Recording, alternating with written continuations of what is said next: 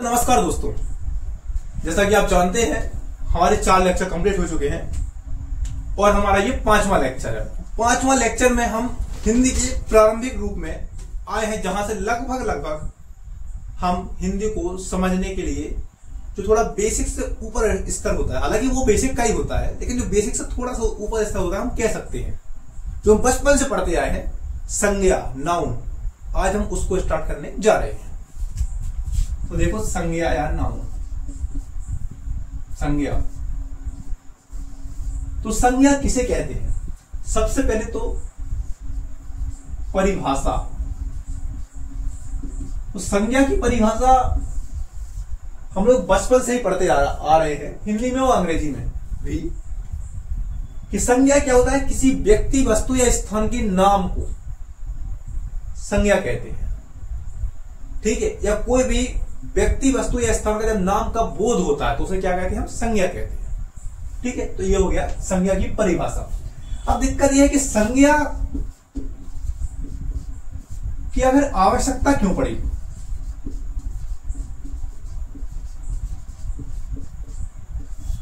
आवश्यकता क्यों पड़ी?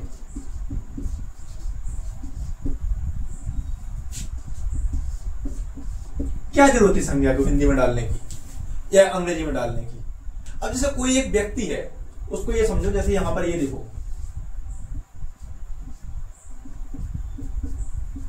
ये व्यक्ति है, इसकी 2 आंखें हैं, ये मुंह हो गया, जो भी है, ठीक है, इसका नाम है राहुल।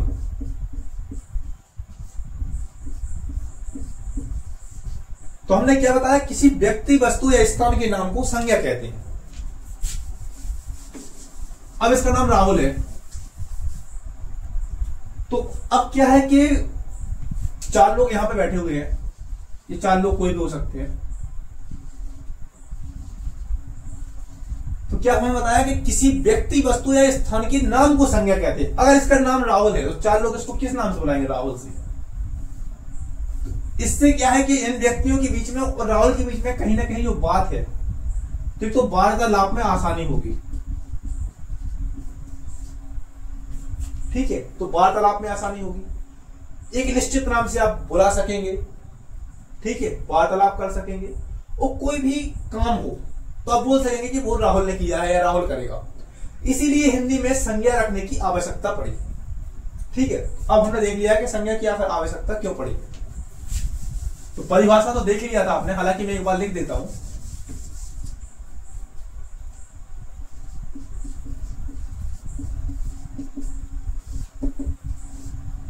शॉर्ट में लिखता हूं, व्यक्ति, वस्तु या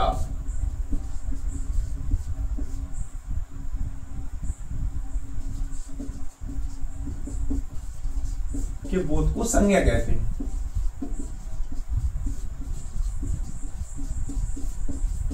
ठीक है, संज्ञा हो गया। अब हम देखते हैं संज्ञा के प्रकार। क्या फिर संज्ञा कितने प्रकार में हो सकती है? आप लोगों ने अलग अलग प्रकार पढ़े होंगे, लेकिन थोड़ा आप देखिए यहां पे, क्योंकि आप लोगों ने पढ़ा होगा, हो सकता है 12th के लेवल का पढ़ा हो, यहां पे थोड़ा ग्रेजुएशन के लेवल का दिखा रहा हूं, मतलब कि अपन पढ़ेंगे। संज्ञा के 3 प्रकार होते हैं।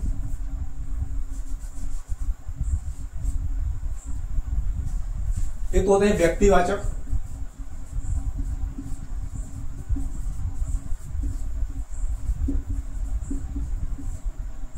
एक होती है भाववाचक,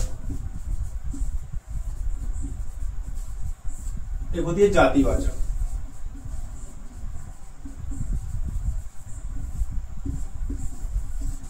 और जातिवाचक के अंतर्गत हम 2 प्रकार से देखते हैं, एक तो समूहवाचक और एक धातुवाचक।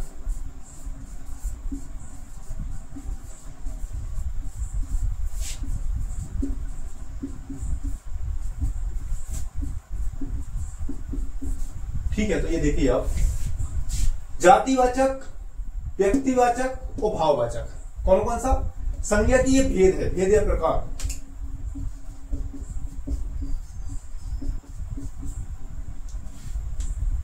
जातिवाचक, व्यक्तिवाचक और भाववाचक। और जो जातिवाचक होती है वो दो प्रकार से होती है, एक तो समूहवाचक और एक धातुवाचक। इसको हम द्रव्यवाचक भी बोलते हैं।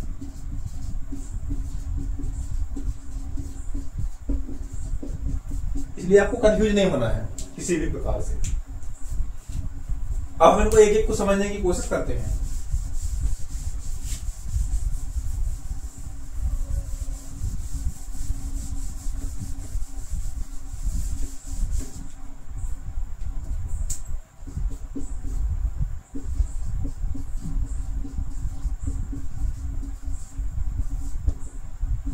जातिवाचक।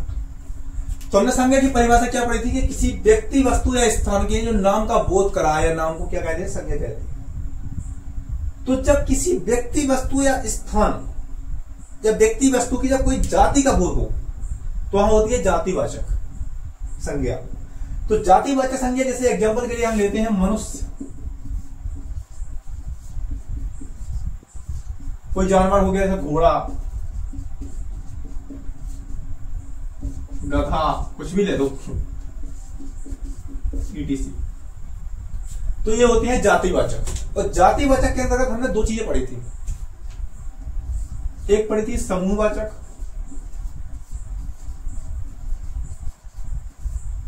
और एक देखी थी धातुवाचक।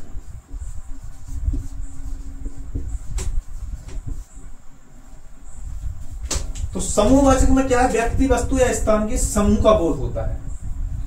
और इसमें क्या है, धातुवाचक में धातु का बोध होता है। किसी व्यक्ति, वस्तु या स्थान पर रखी हुई जो धातु होती है उसका बोध होता है। जैसे इसमें समूहवाचक में आते हैं अपन कक्षा। तो कक्षा में क्या होती है, विद्यार्थियों का एक समूह होता है।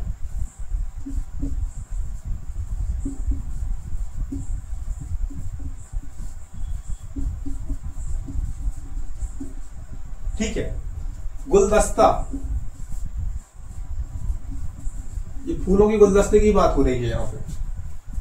तो गुलदस्ता क्या होता है, फूलों का एक वंश होता है, समूह होता है। फूलों का गुलदस्ता ही बोल दो इसको। ठीक है। अब ये है धातुवाचक, इसको ऐसा लिखता हूं मैं।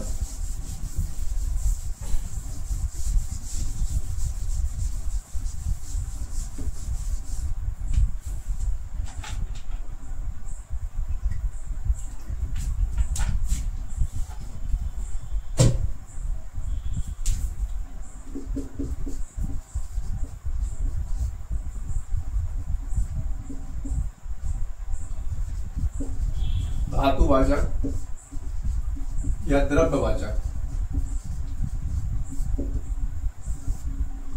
तो धातुवाचक के अंतर्गत किसी व्यक्ति, वस्तु या स्थान, कुछ भी हमने बोला था, उसको नाम होता है तो नाम को संज्ञा कहते हैं। इसी प्रकार इसमें धातुओं के नाम, सोना, चांदी,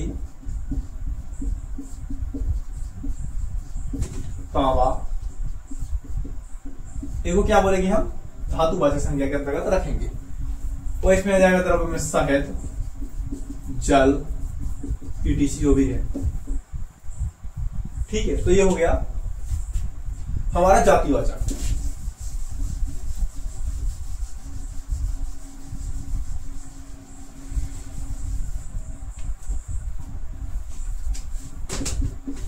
एक था भाववाचक।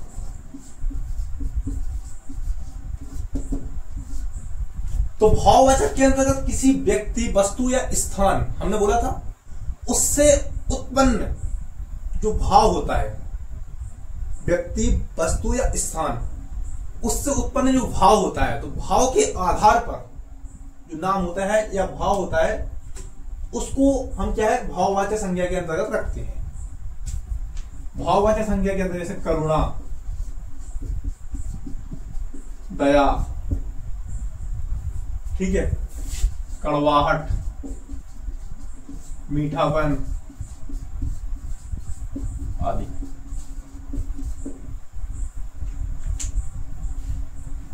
तो ये आता है भाववाचक संज्ञा के अंतर्गत। अब एक लास्ट बचा है, वो बचा है व्यक्तिवाचक।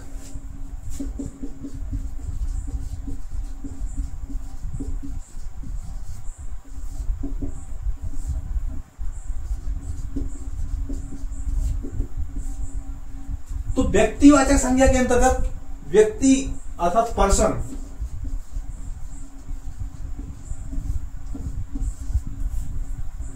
तो पर्सन को हम पर्सनल से रखते हैं कनेक्टेड, याद करने के लिए। अर्थात ये पर्सनल होती है, याद करने के लिए बताया मैंने। हालांकि इसका हिंदी का अंग्रेजी से जो कनेक्ट कर रहा हूं मैं सब इसलिए कर रहा हूं ताकि आपको चीजें याद रहे, बार बार रिवाइज ना करना पड़े, बार बार आप भूलो ना, उसके लिए ये सब चीजें करनी पड़ती है। तो पर्सनल, जैसे व्यक्तिवाचक संज्ञा के अंतर्गत जैसे कोई व्यक्ति है मोहन, उसका नाम, वस्तु टेबल, राष्ट्रपति भवन,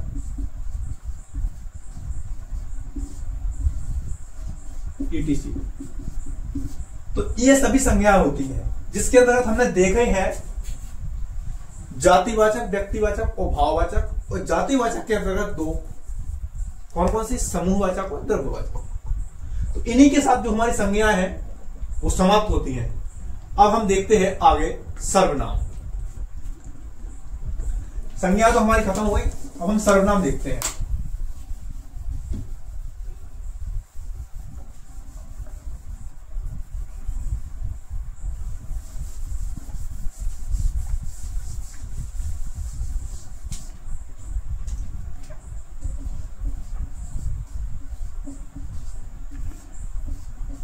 तो सर्वनाम, सर्वनाम क्या होते हैं? सर्वनाम वे होते हैं जो संज्ञा के बदले प्रयुक्त होते हैं, या वे शब्द जो संज्ञा के बदले प्रयुक्त होते हैं।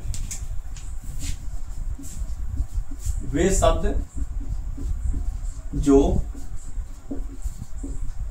संज्ञा के बदले प्रयुक्त होते हैं।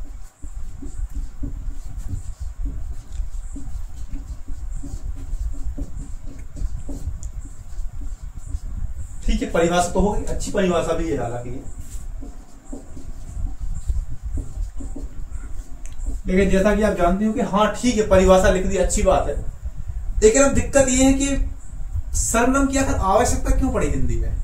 क्या जरूरत थी सर्वनाम को लाने की, या हिंदी को सर्वनाम के अंतर्गत क्यों रखा गया? तो सर्वनाम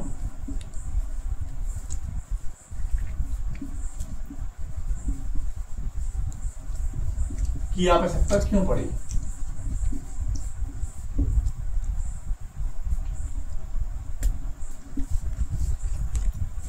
ठीक है, तो सर्वनाम की आवश्यकता इसलिए पड़ी क्योंकि हम जब संज्ञा में कोई भी, संज्ञा में क्या होता है, कोई व्यक्ति, वस्तु या स्थान, उसका नाम होता है, उसके नाम का बोध होता है, तो वो होता है संज्ञा।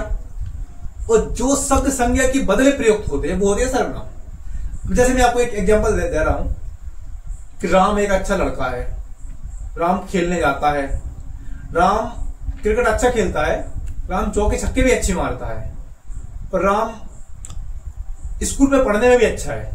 तो ये अच्छा लिखने में, मतलब बोलने में अच्छा लग रहा है कि ऐसा कि राम बहुत अच्छा लड़का है, बहुत अच्छा क्रिकेट खेलता है, चौके छक्के भी अच्छे लगाता है और पढ़ने में भी बहुत अच्छा है, ये अच्छा लग रहा है।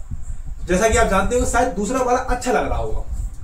तो इसी के लिए, ताकि श्रोता को पढ़ने में एक आनंद की अनुभूति हो, अच्छा लगे, एक रस की अनुभूति हो, और एक सार्थक शब्द निकले, सार्थक अर्थ निकले, सार्थक भाव प्रकट हो, इसके लिए क्या है, सर्वनाम का यूज किया जाता है। ठीक है, अब हम देखते हैं सर्वनाम के प्रकार।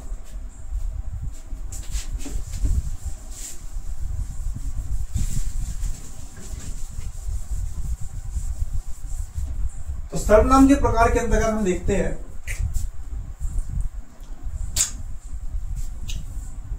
सर्वनाम के प्रकार देखते हैं। सबसे पहले पुरुषवाचक सर्वनाम,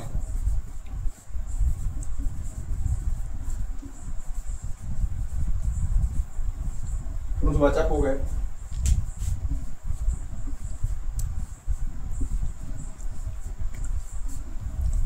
निजवाचक,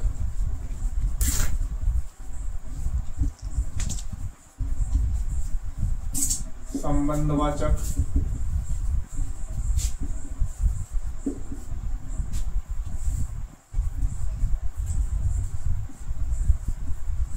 तुम पुरुष,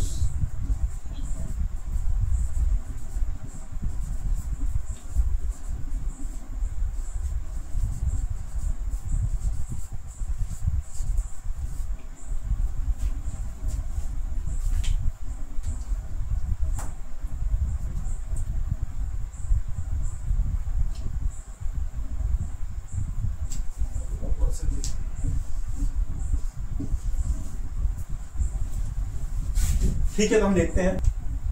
हाँ, तो देखिए अब निजवाचक सर्वनाम, संबंधवाचक सर्वनाम, यहां सर्वनाम में जुड़ देना आप। उसके बाद आता है निश्चयवाचक सर्वनाम,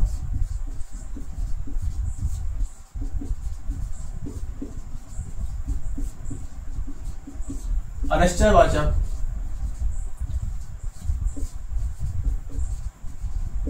और प्रश्नवाचक।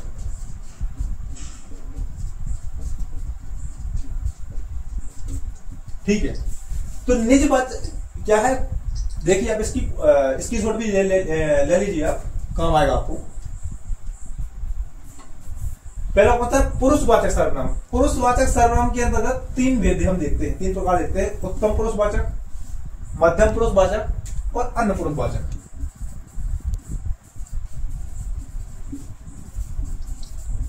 ठीक है, तो निजवाचक सर्वनाम, संबंधवाचक सर्वनाम, निश्चयवाचक, अनिश्चयवाचक और प्रश्नवाचक। तो ये 6 प्रकार के सर्वनाम होते हैं जिसमें पुरुषवाचक सर्वनाम होते हैं। तो पुरुषवाचक सर्वनाम के अंतर्गत हम 3 प्रकार देखते हैं: उत्तम पुरुषवाचक, मध्यम पुरुषवाचक और अन्य पुरुषवाचक। अब इनके भेदों को हम अलग अलग से देखते हैं।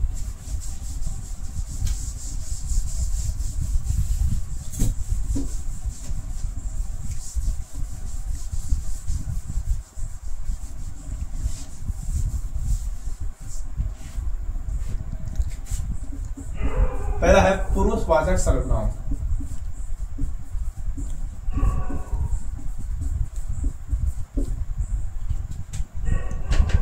तो पुरुषवाचक सर्वनाम वे सर्वनाम होते हैं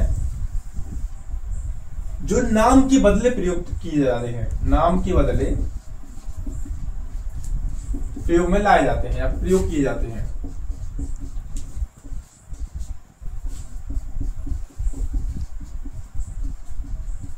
कौन से नाम? पुरुषवाचक सर्वनाम के अंतर्गत वे सर्वनाम आते हैं जो नाम के बदले प्रयुक्त किए जाते हैं। उदाहरण: मोहन अच्छा क्रिकेट खेलता है।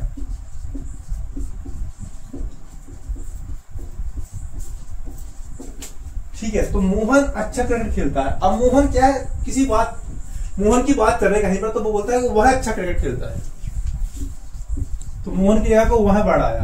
तो ये क्या पुरुषवाचक सर्वनाम के अंतर्गत आता है। ठीक है,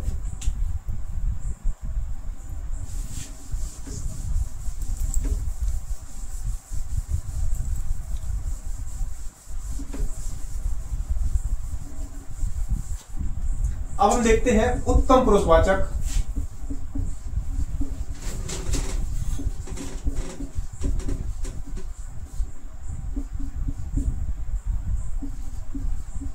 मध्यम पुरुषवाचक,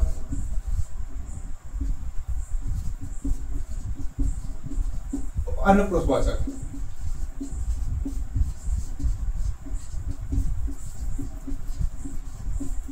अब इन तीनों में अंतर क्या है, सबसे पहले तो ये देखना है कि उत्तम पुरुषवाचक तो ये होता है आई बी, अर्थात मैं और हम। ये होता है आप, तुम, तुमने, और ये होता है वे, वह, इसके लिए भी यूज होता है। ठीक है, तो उत्तम पुरुषवाचक में मैं और हम जो होता है मूल शब्द ये होते हैं, इनको याद रखना आप, तो आप आराम से सर्वनाम को समझने में सक्षम हो जाएंगे कहीं ना कहीं। तो उत्तम पुरुषवाचक में मैं या हम, तो इसमें क्या होते हैं, मैं ये एक वचन है, तो हम, ये वैसे तो बहुवचन है लेकिन हम यहां पर इसका उपयोग एक वचन के रूप में भी कर सकते हैं।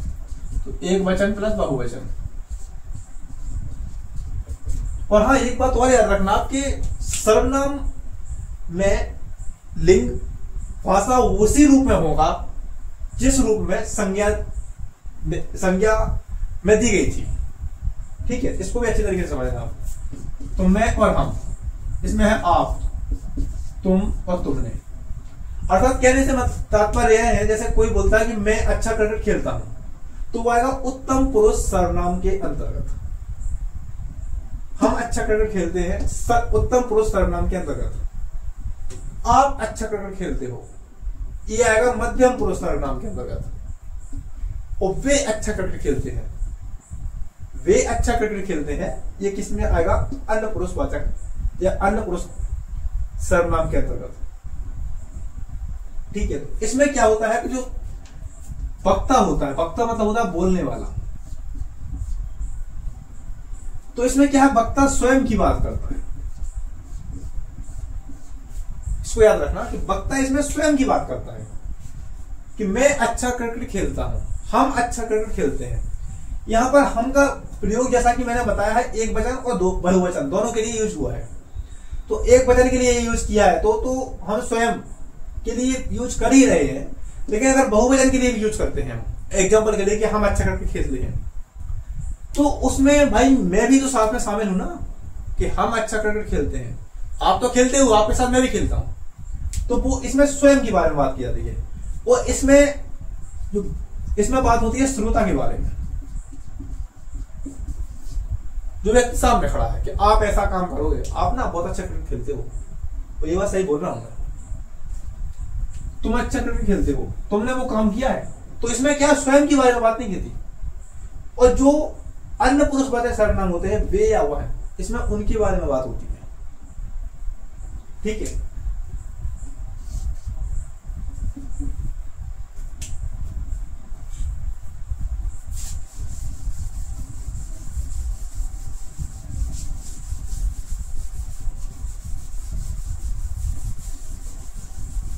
अब दूसरा देखते हैं हम निश्चयवाचक सर्वनाम।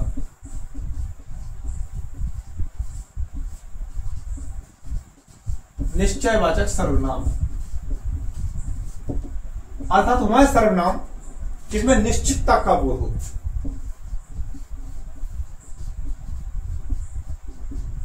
निश्चितता का बोध हो। अब ये निश्चितता का बोध कैसे होगा?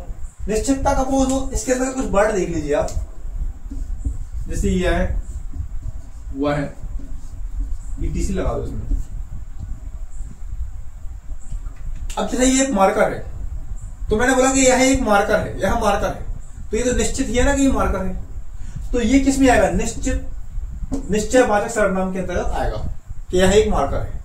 अब चोरी की है किसी व्यक्ति ने, तो वो सामने से जा रहा है, तो उन्होंने कहा वह चोर है, तो वह फिक्स है ना, एक निश्चित है भाई कि हाँ वही चोर है, तो वो क्या है? निश्चयवाचक के अंतर्गत आता है। अब देखते हैं आप इसके नीचे देख लो आप, अनिश्चयवाचक। अनिश्चयवाचक सर्वनाम, तो इस सर्वनाम के अंदर क्या है कि निश्चित नहीं होती है चीजें। ठीक है, इसमें क्या है? चीजें निश्चित होती है, इसमें चीजें निश्चित नहीं होती है। जैसे एग्जांपल के लिए, भाई मेरे को भूख लगी है, तो मैंने बोला कि यार मेरे को कुछ खाने को दे दो, तो मैंने कुछ बोला, कुछ खाने को दे दो, या आपके पास कुछ खाने को रखा है क्या? तो इसमें मैंने क्या बोला? कुछ। तो मैंने ये नहीं बताया कि मेरे को क्या चाहिए। ठीक है, कोई, मेरे को कोई वस्तु दे दो लिखने के लिए। तो ये चीजें हैं जहां कुछ और कोई यूज होता है, वहां पर क्या है? अनिश्चितवाचक सर्वनाम का यूज होता है। जैसे एग्जांपल के लिए मैंने बताया था कि यह एक मार्कर है, वह चोर है, तो ये निश्चयवाचक सर्वनाम के अंतर्गत आता है। अनिश्चयवाचक में आता है कुछ और कोई। तो मुझे कुछ खाने को दे दो, यहां पर कोई आया था। अब कोई आया था, ये तो मैंने नहीं बताया ना कि कौन आया था। ठीक है, तो निश्चयवाचक हो गया, अनिश्चयवाचक हो गया। अब मेरे को कोई से याद आता है, ये प्रश्नवाचक भी कर लेते हैं। प्रश्नवाचक सर्वनाम, तो प्रश्नवाचक सर्वनाम के अंतर्गत क्या होता है कि हमारे दिमाग में कहीं ना कहीं एक प्रश्न आता है कि यार ये ऐसा कैसे हो गया।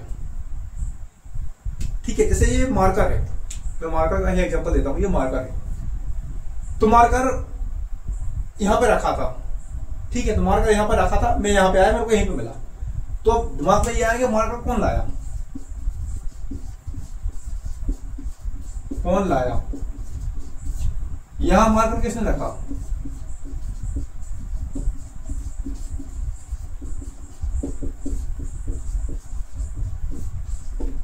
तो इसमें क्या है कि एक प्रश्नवाचक चिन्ह लास्ट में लगता है और कहीं ना कहीं ये एक प्रश्न खड़ा कर रहा है, प्रश्न चिन्ह खड़ा कर रहा है, इसलिए इसको हम निश्चित प्रश्नवाचक सर्वनाम के अंतर्गत रखते हैं। ठीक है।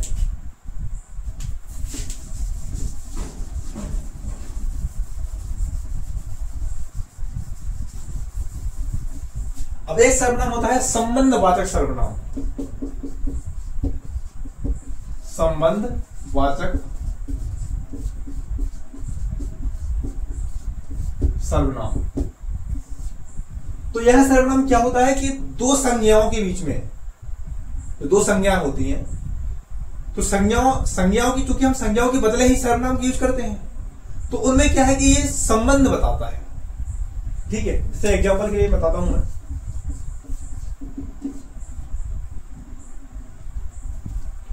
कुछ भी ले लो, जिसकी लाठी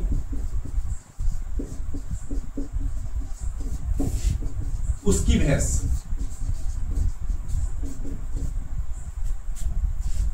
ठीक है, जिसकी लाठी उसकी भैंस, तो क्या ये संबंधवाचक सर्वनाम में बता रहा है ना कि लाठी जिसकी है भाई भैंस भी उसी की है। ठीक है, आधा तीतर आधा बटेर, तो इसमें उसी की बात की गई है जिसको तीतर से संबोधित किया गया है, या जिसकी तुलना तीतर से की गई है, उसको बताया गया है कि वो आधा तीतर जैसा है, आधा बटेर जैसा है, आधा उसमें दोनों के जो गुण है वो मिक्सअप है। ठीक है, तो ये हो गया संबंधवाचक।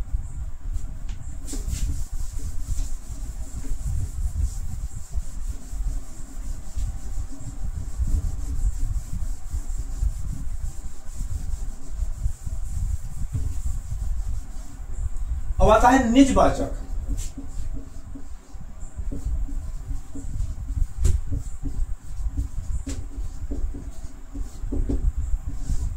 तो निजवाचक सर्वनाम है जो, तो निजवाचक सर्वनाम में व्यक्ति क्या होता है कि श्रोता जो होता है ना, वो स्वयं की बात करता है, खुद की बात करता है।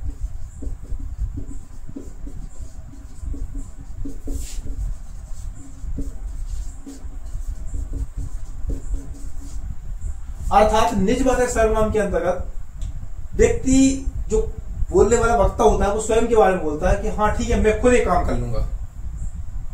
ठीक है, इसमें क्या व्यक्ति स्वयं के बारे में बात करता है। जैसे मैं स्वयं वहां जाना पसंद करूंगा।